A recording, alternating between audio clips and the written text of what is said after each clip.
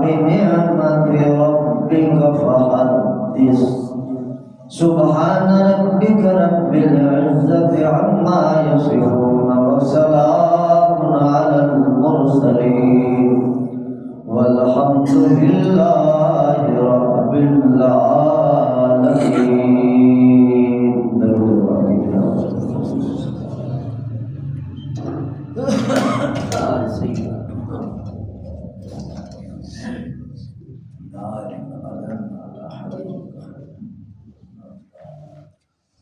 صلی اللہ حاضرین محترم،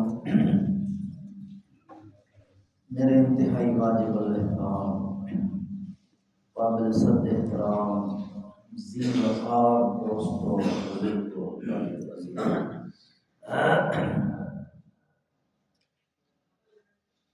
اللہ سبحانہ و تعالی نے ایک صورت کو بیان کرنے کے لیے اللہ سبحانہ و تعالی نے ایک صورت کو بیان کرنے کے لیے 114 صورتیں نازل فرمائی۔ میں بڑی گہری بات کر چلا ہوں۔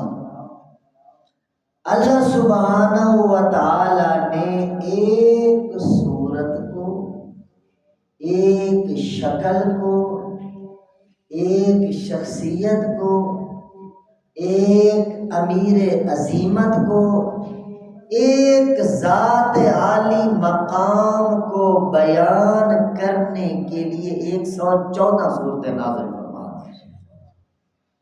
وہ صورت، وہ سیرت، وہ شخصیت، وہ کردار، وہ عزت مآب، وہ فضیلت مآب، وہ حسن مآب، وہ جلوہ مآب، وہ فضیلت مآب، وہ عظیمت مآب، رسالت مآب حضرت محمد مصطفیٰ صلی اللہ علیہ وسلم کی ذات گرامی۔ قرآن پڑھا جائے تو پتہ چلتا ہے کہ اللہ کو کتنا پیار ہے اپنے حبیب کے ساتھ۔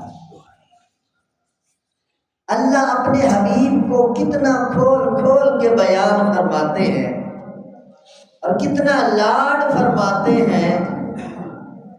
ایک دفعہ حضور علیہ السلام کے دل میں بات آئی۔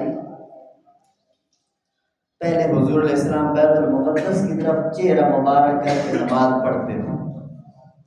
دل میں یہ ارادہ پیدا ہوا، خیال پیدا ہوا، رجحان، میلان پیدا ہوا کہ میرا قبلہ خانہ کعبہ ہونا چاہیے، بیت اللہ ہونا چاہیے، میرے باپ ابراہیم کا وہ قبلہ ہے۔ 16-17 مہینے حضور علیہ السلام نے بیت المقدس کی طرف چہرہ مبارک کر کے نمازیں پڑھی ہیں۔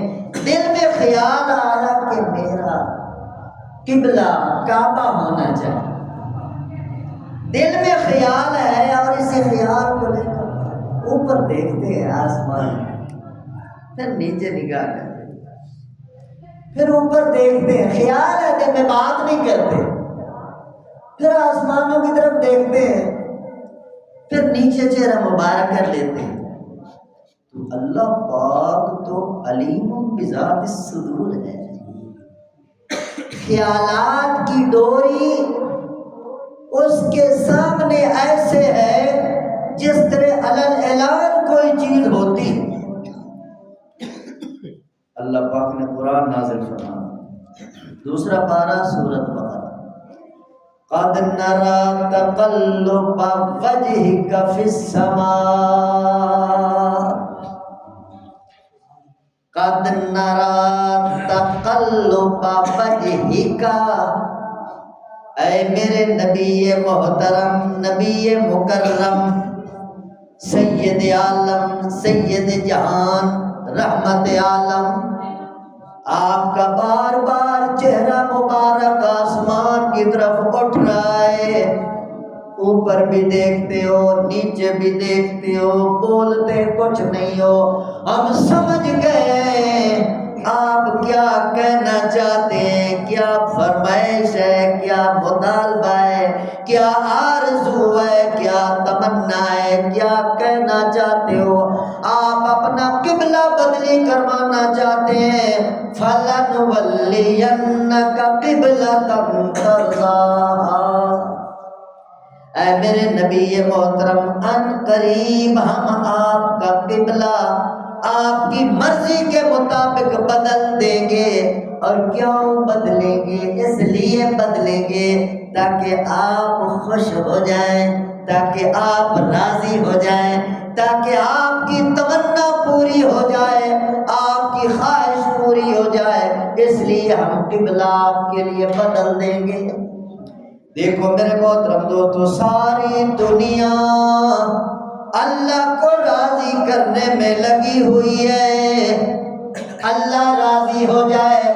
موسیٰ کہتے ہیں اللہ راضی ہو جائے، عیسیٰ علیہ السلام کہتے ہیں اللہ راضی ہو جائے، ابراہیم علیہ السلام کہتے ہیں اللہ راضی ہو جائے، حضرت محمد الرسول اللہ صلی اللہ علیہ وسلم بھی یہی چاہتے ہیں کہ اللہ راضی ہو جائے۔ مگر اللہ قرآن میں کیا فرماتے ہیں؟ میں یہ چاہتا ہوں کہ میرا محمد راضی ہو جائے۔ یہ کوئی اپنی طرف سے مبالغہ نہیں، قرآن آپ کے سامنے پڑھ رہا ہوں۔ فَلَنُوَلِّيَنَّكَ قِبْلَةً تَرْضَاهَا۔ ترجمہ آپ سمجھ گئے ہوں گے، اس لیے قبلہ بدلوں گا آپ کا، ترضاها، اے میرے حبیب آپ راضی ہو جائیں، آپ خوش ہو جائیں۔ دوسرے مقام پہ اللہ فرماتے ہیں وَلَسَوْفَ يُعْطِيكَ رَبُّكَ فَتَرْضَىٰ۔ اے میرے حبیب محترم، سید عالم، رحمت عالم، میں آپ کو اتنا عطا فرماؤں گا، اتنی نوازشات کروں گا، اتنی برکات کروں گا، اتنی برسات کروں گا، آپ خود کہیں گے یا اللہ میں راضی ہو گیا۔ اللہ اپنے حبیب کو راضی کرنا چاہتے ہیں۔ میرے محترم دوستو، عظمت مصطفیٰ پر میں بات عرض کرنا چاہتا ہوں۔ قرآن میں جا بجا آپ دیکھیں اللہ نے کتنا پیار دیا ہے محمد الرسول اللہ کو، اللہ نے کتنی محبت کا اظہار فرمایا ہے محمد الرسول اللہ کے ساتھ۔ جب محمد الرسول اللہ صلی اللہ علیہ وسلم کی پیشانی مبارک کی بات آئی تو قرآن کہتا ہے ما انزلنا علیک القرآن لتشقى۔ جب محمد الرسول اللہ کے دندان مبارک کی بات آئی تو قرآن کہتا ہے یاسین والقرآن الحکیم انک لمن المرسلین علی صراط مستقیم۔ جب محمد الرسول اللہ کے ہونٹ مبارک کی بات آئی قرآن کہتا ہے وشفتین۔ جب زبان مبارک کی بات آئی تو قرآن کہتا ہے ولسانن۔ دوسرے مقام پر قرآن کہتا ہے لا تحرک به لسانک لتعجل به۔ جب محمد الرسول اللہ پر پہلے قرآن نازل ہوتا تھا تو حضور جلدی جلدی پڑھنے لگ جایا کرتے تھے کہ یاد کر لو، بھول نہ جائے۔ اللہ کا پیغام ہے، اللہ کا فرمان ہے، اللہ کی وحی ہے، جلدی جلدی زبان مبارک چلاتے کہ یاد ہو جائے، کہیں بھول نہ جائے۔ اللہ پاک نے قرآن نازل فرما دیا لا تحرک به لسانک۔ اے میرے حبیب جلد بازی کی ضرورت نہیں، زبان روک لیجئے، تھام لیجئے۔ آپ کی زبان سے پڑھوانا بھی ہمارا کام ہے، قرآن اتارنا بھی ہمارا کام ہے، پڑھوانا بھی ہمارا کام ہے۔ ثم ان علینا بیانا، پھر آپ کی زبان مبارک سے بیان کروانا بھی ہمارا کام ہے۔ کتنا پیار نظر آ رہا ہے میرے محترم دوستو۔ جب آنکھوں کی بات آئی، قرآن کہتا ہے ما زاغ البصر وما طغى۔ اللہ قرآن میں نبی پاک کی آنکھوں کی بات کرتے ہیں کہ جب حضور علیہ السلام عرش معلیٰ پہ تشریف لے گئے، لِنُرِيَهُ مِنْ آیَاتِ رَبِّهِ الْكُبْرَى، اپنے رب کی بڑے بڑے نشانات دیکھے، بڑی بڑی آیات دیکھی، بڑے بڑے علامات دیکھے، بڑے بڑے نظامات دیکھے۔ قرآن کہتا ہے میرا نبی ان کی آنکھیں پھسلی نہیں، بھولی نہیں، بھٹکی نہیں، حد سے آگے نہیں بڑھی، جو میں اپنے پیغمبر کو جیسے دکھانا چاہتا تھا اسی طرح میرے پیغمبر نے اسے دیکھا ہے۔ اور ایک مقام پر اللہ اپنے نبی کی زندگی کی قسم اٹھاتے ہیں، لَعَمْرُكَ إِنَّهُمْ لَفِي سَكْرَتِهِمْ يَعْمَهُونَ۔ اللہ اپنے نبی کے بارے میں فرماتے ہیں میرے نبی تیری زندگی کی قسم، تیری عمر کی قسم، عزت افزائی دیکھو۔ اللہ نبی کی زندگی کی قسم اٹھا کے فرما رہے ہیں کہ جتنے لوگ آپ کی مخالفت کر رہے ہیں وہ جاہل ہیں، پاگل ہیں، دنیا کے نشے میں مبتلا ہے، اے میرے پیغمبر گھبرانے کی ضرورت نہیں، میں آپ جناب کے ساتھ ہوں۔ حتیٰ کہ محمد رسول اللہ جس شہر میں رہتے تھے، جس بستی میں رہتے تھے، جس علاقے میں رہتے تھے، اس شہر کی اللہ نے قسمیں اٹھائیں، اس علاقے کی اللہ نے قسمیں اٹھائیں، اس بستی کی اللہ نے قسمیں اٹھائیں۔ لا اقسم بہذا البلد، اس شہر کی قسم، مکہ المکرمہ کی قسم، یا اللہ کیوں قسم اٹھائی؟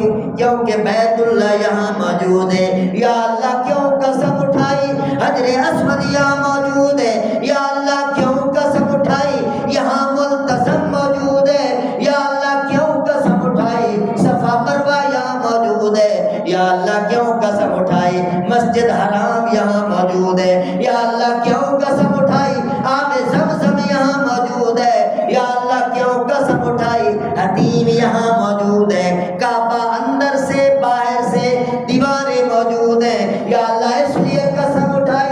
اللہ فرماتے ہیں نہیں نہیں، میری قسم اٹھانے کی ان میں سے کوئی بھی وجہ نہیں، بلکہ اس لیے میں نے قسم اٹھائی وَأَنْتَ حِلٌّ بِهَذَا الْبَلَدِ، کیونکہ میرا محمد اس شہر میں رہتا ہے۔ اللہ نے خود اس کی تصریف فرمائی۔ کیا شان ہے محمد الرسول اللہ کا، کیا مقام ہے محمد الرسول اللہ کا۔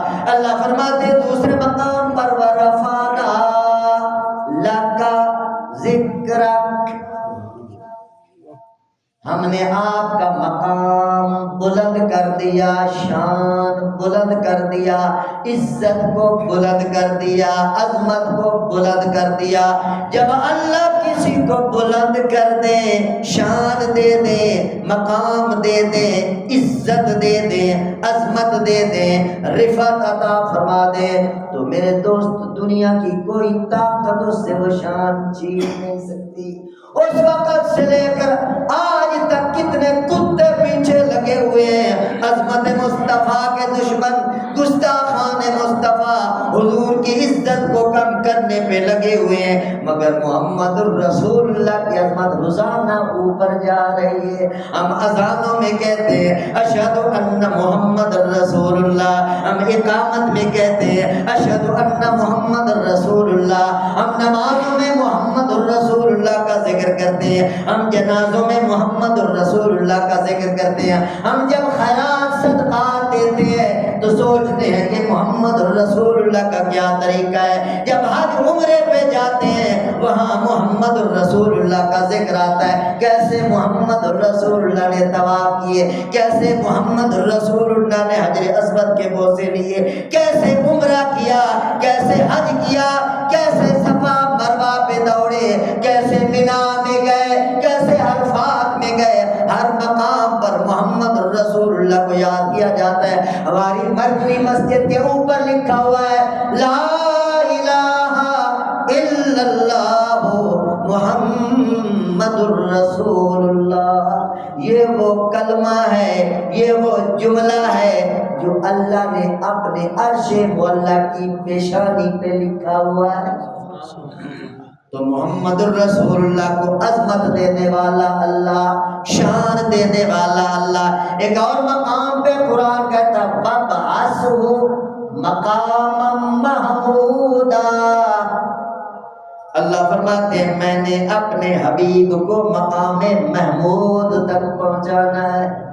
مقام محمود وہ مقام ہے جس پر کوئی نبی نہیں پہنچ سکتا، کوئی فرشتہ نہیں پہنچ سکتا، اولیاء تو بہت دور کھڑے ہیں، بڑا بلند مقام ہے مقام محمود، اور وہ صرف ایک ہی شخصیت کے لیے، وہ ہے حضرت محمد الرسول اللہ صلی اللہ علیہ وسلم۔ قرآن کتنے پیار سے بیان کرتا ہے، اور اس سے پہلے اللہ دنیا میں بھی محمد الرسول اللہ کو ملائے اعلیٰ کی سیر کرا چکے ہیں۔ سبحان الذی اسریٰ بعبدہ لیلا من المسجد الحرام الی المسجد الاقصی، اللہ پاک فرماتے ہیں میں نے اپنے عبد خاص کو، بندہ خاص کو، بندہ محترم کو سیر کروائی ہے اپنی شان کے مطابق، اپنی قدرت کے مطابق، بیت اللہ سے بیت المقدس تک۔ بیت المقدس سے جو میرے محترم دوستو پہلا، دوسرا، تیسرا، چوتھا، چھٹے آسمان کو عبور کر کے عرش معلیٰ پر محمد رسول اللہ بیٹھے ہیں۔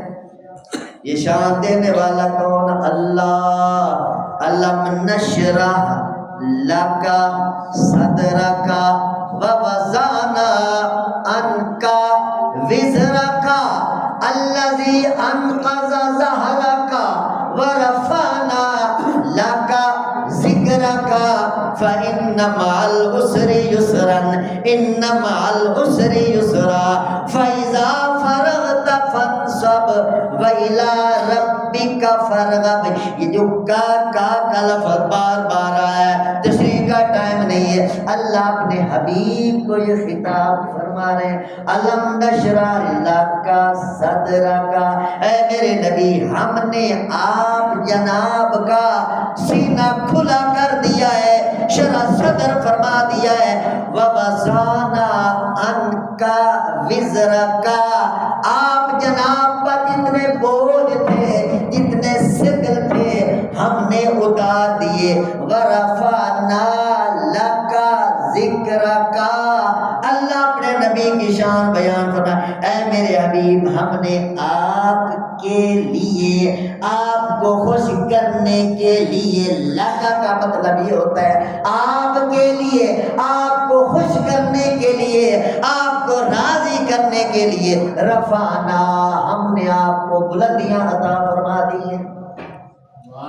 میرے محترم دوستو اللہ اپنے نبی کو یوں فرما رہے ہیں آپ کے لیے یہ، آپ کے لیے یہ، آپ کے لیے یہ، اور حضور علیہ السلام کا طریقہ دیکھو، طریقہ عبادت، ایاک نعبد و ایاک نستعین، یہ بھی خالص عبادت اللہ کے لیے، جو خالص اللہ کے لیے ہو جاتا ہے، اللہ خالص اس بندے کے لیے ہو جاتا ہے۔ حضور اللہ کو عرض کرتے ہیں ایاک نعبد و ایاک نستعین، یا اللہ میری بندگی تیرے لیے، میری عبادت تیرے لیے، میرے سجدے تیرے لیے، میری خیراتیں زکاتیں تیرے لیے، میرا سب کچھ تیرے لیے، میں مدد ہی تیری ذات سے ہی مانگوں گا۔ تو اس توحید خالص کا یہ بدلہ اللہ نے عطا فرمایا، ورفعنا لک ذکرک، جو بندہ خالص اللہ کے لیے ہوتا ہے تو پھر اللہ خدا کی قسم بندے کو اوپر لے جاتا ہے۔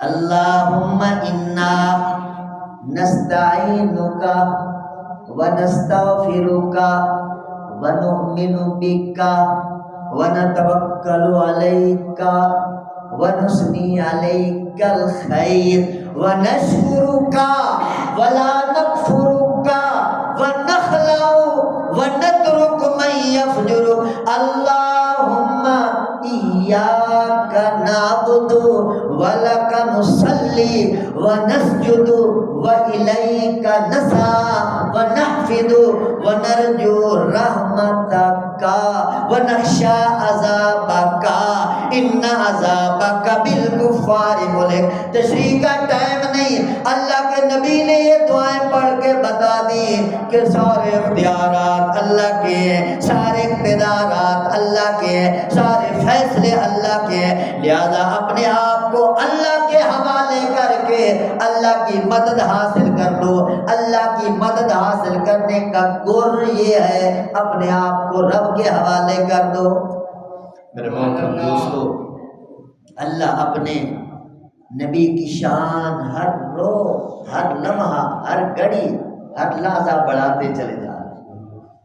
وَلَلْآخِرَةُ خَيْرٌ لَكَ مِنَ الْأُولَىٰ، یہ قرآن کی آیت سورۃ والضحیٰ حضور علیہ السلام کے بارے میں اللہ فرماتا ہے وَلَلْآخِرَةُ، اے میرے نبی ہر بعد میں آنے والی گھڑی، وَلَلْآخِرَةُ خَيْرٌ لَكَ مِنَ الْأُولَىٰ، ہر بعد میں آنے والی گھڑی پہلی گھڑی سے آپ کے لیے بہتر ہوگی۔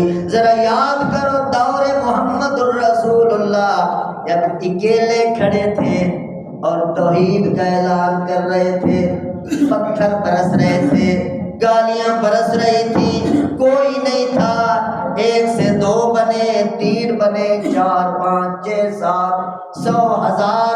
آج میرے محترم دوستو 2 ارب مسلمان محمد کا کلمہ پڑھنے والے ہیں، اور آپ کتنے حضرات خوش نصیب بیٹھے ہو جو روزانہ کتنی بار محمد رسول اللہ پہ درود بھیجتے ہو۔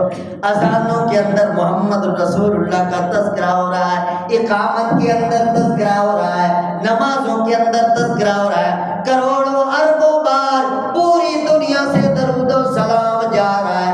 وَلَلْآخِرَةُ خَيْرٌ لَكَ مِنَ الْأُولَىٰ، میرے محترم دوستو، اللہ نے بڑا ہی مقام عطا فرما دیا محمد الرسول اللہ کو، حتیٰ کہ جو حضور کے ساتھ وابستہ ہو گئے صحابہ کرام، ان کا بھی اللہ نے قرآن میں شان بیان فرما دیا، اولئک علی ھدی من ربہم واولئک ھم المفلحون۔ دوسرے مقام پہ اللہ فرماتے ہیں اولئک کتب فی قلوبہم الایمان، میرے محمد کے صحابہ وہ لوگ ہیں جن کا ایمان میں نے لکھ دیا ہے، پکے مومن ہیں، پکے مسلمان ہیں۔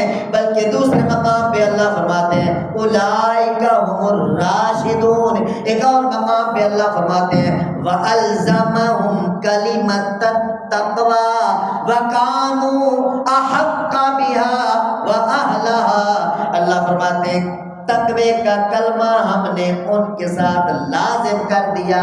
کون لوگ؟ یہ محمد کے ساتھی، یہ محمد رسول اللہ کی جماعت، یہ صحابہ کرام۔ الزمہم کلمۃ التقویٰ، تقوی کا کلمہ نازل کر دیا۔ وَكَانُوا أَحَقَّ بِهَا، قرآن کہہ رہا ہے وہ اس کے حقدار تھے۔ آج لوگ صحابہ پہ فتوے لگاتے پھرتے ہیں، قرآن کیا کہہ رہا ہے کانوا احق بہا واہلہا، وہ اس کے حقدار تھے، وہ اس کے اہل تھے۔ ایک اور مقام پہ اللہ فرماتے ہیں صحابہ کرام کے بارے میں اولئک حزب اللہ، محمد رسول اللہ کی جماعت کو اللہ فرماتے ہیں یہ محمد کی جماعت نہیں، یہ میری جماعت ہے۔ قرآن پڑھ کے دیکھو اولئک حزب اللہ، اللہ فرماتے ہیں یہ میری جماعت ہے۔ ایک اور مقام پہ اللہ فرماتے ہیں ان الذین یبایعونک انما یبایعون اللہ۔ ایک دفعہ حضور علیہ السلام نے صحابہ کرام سے بیعت لی تھی، صحابہ کرام نے حضور کے ہاتھ میں ہاتھ دیا تھا، قرآن نازل ہوا 26واں پارہ سورۃ الفتح، اللہ نے فرمایا محمد کے ہاتھوں میں آپ نے ہاتھ نہیں دیے بلکہ اللہ کے ہاتھ میں آپ کے ہاتھ آ گئے۔ یہ قرآن ہے میرے محترم دوستو۔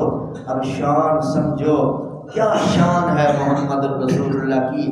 اور اب ہماری شان صرف اسی میں ہے کہ ہم حضور صلی اللہ علیہ وسلم کے قدمین شریفین کے ساتھ، نالین شریفین کریمین کے ساتھ، قدموں کے ساتھ لگنے والی مٹی کے ساتھ، ذروں کے ساتھ وابستہ ہو جائیں. اسی میں ہماری دنیا کی بھی خیر ہے، آخرت کی بھی خیر ہے. علامہ اقبال فرماتے ہیں کہ محمد سے وفا تو نے تو ہم تیرے ہیں، کہ محمد سے وفا تو نے تو ہم تیرے ہیں. یہ جہاں چیز ہے کیا، لوح و قلم تیرے ہیں. اللہ پاک اپنے نبی کی غلامی میں مرنا اور جینا نصیب فرمائے. وآخر دعوانا الحمدللہ.